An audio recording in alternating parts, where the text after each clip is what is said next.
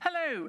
Well, we've got one of the big trial outcomes coming up later in the day, EMPEROR-Reduced, about treatment of heart failure in people living with diabetes.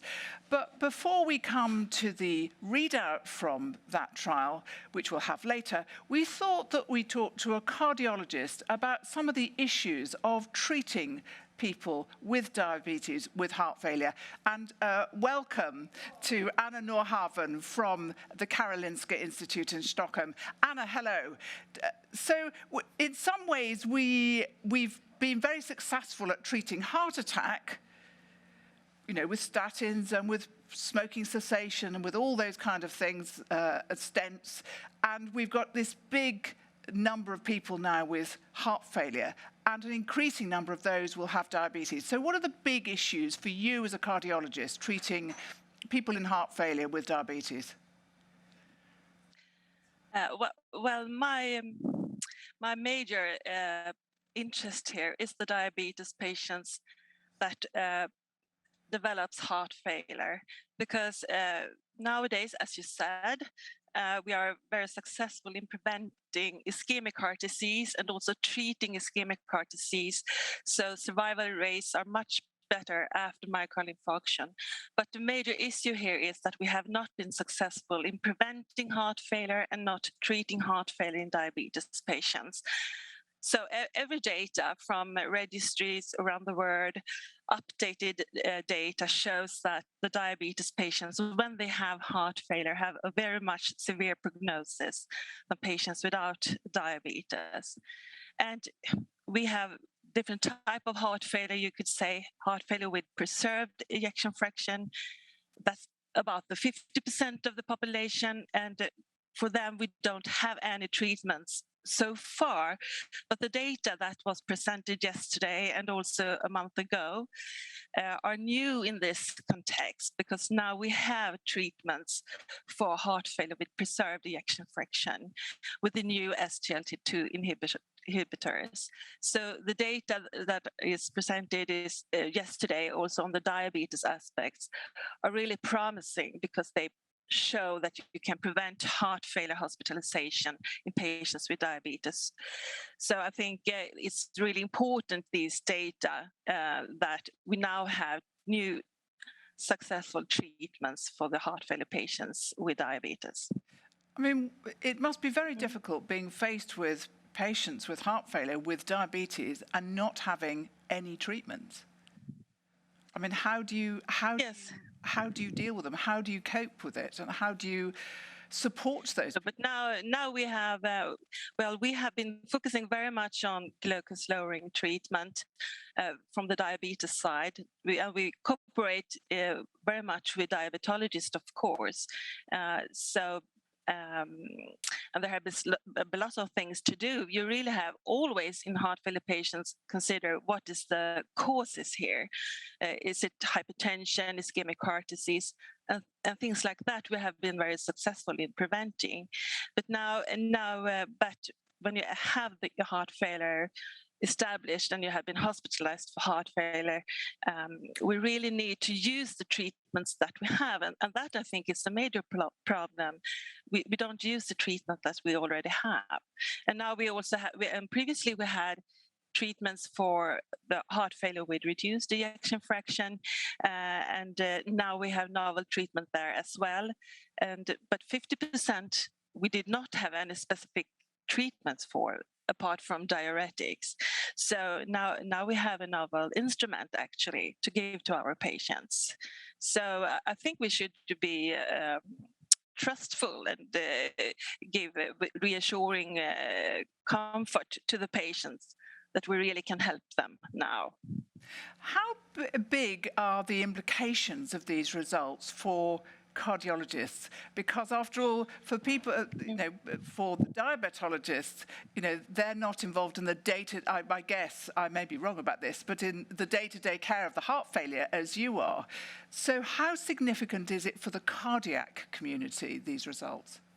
These results are extremely important for the cardiologists. They will consider actually these novel treatment class SGLT2 inhibitor as a cardiology drug.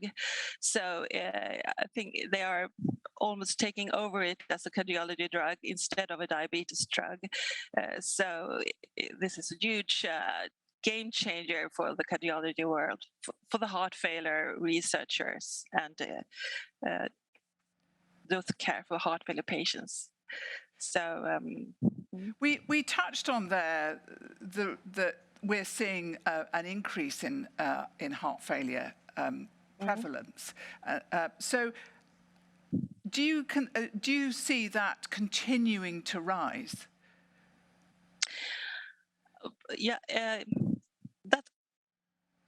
we have had some small reduction in instance of heart failure, but now we are living longer. We are treating other diseases. Everyone is getting older globally, and then you also will develop heart failure in more persons. So that's one mechanism why we have more heart failure patients today. And also you are living with chronic ischemic heart disease and you're developing heart failure. So, and also we have not been very well to diagnose heart failure. So there are lots of people going around without being diagnosed with their heart failure because we don't have the diagnostic measurements available for everyone. And that is mainly, I'm talking about performing echocardiography in patients. You have a waiting list. It's hard to give that to every person to understand if you have heart failure or not. Because very often when you have new treatments, you also see a change in the patterns of diagnosis and referral. I mean, if something can be done, then people start to actively look for signs of heart failure at an earlier stage because they now have treatments. So do you think that, referrals to cardiologists will change with these new treatments becoming available?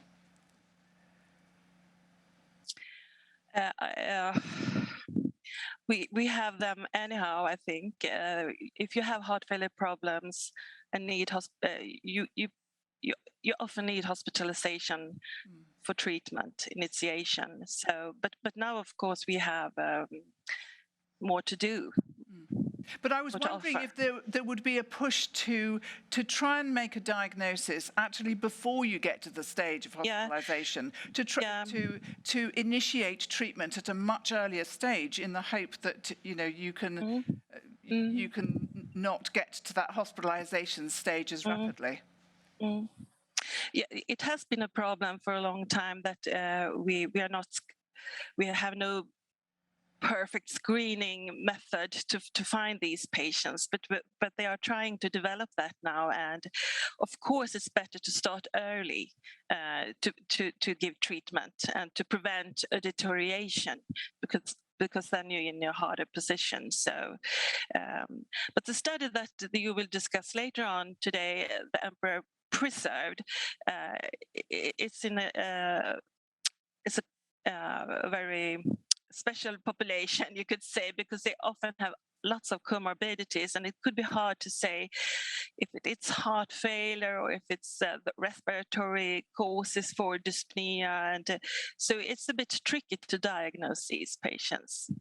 And it's also difficult, I guess, as you say, treating people with so many different comorbidities who may be on many different medications and other treatments. It's very difficult to get clear signals about the effects of treatments, and even indeed that whether you have interactions with other of the many medications that people are taking.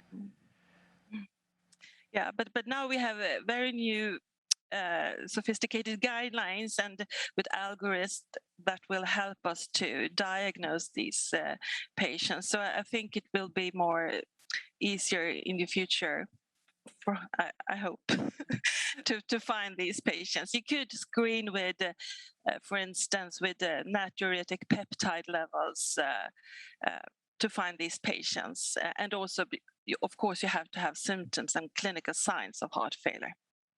So, Yeah. It's very interesting. It'd be very interesting to see how the whole field progresses now that we have this evidence. Anna Norhammar, thank you so much for being with us. Thank you. Really Thank you for letting me.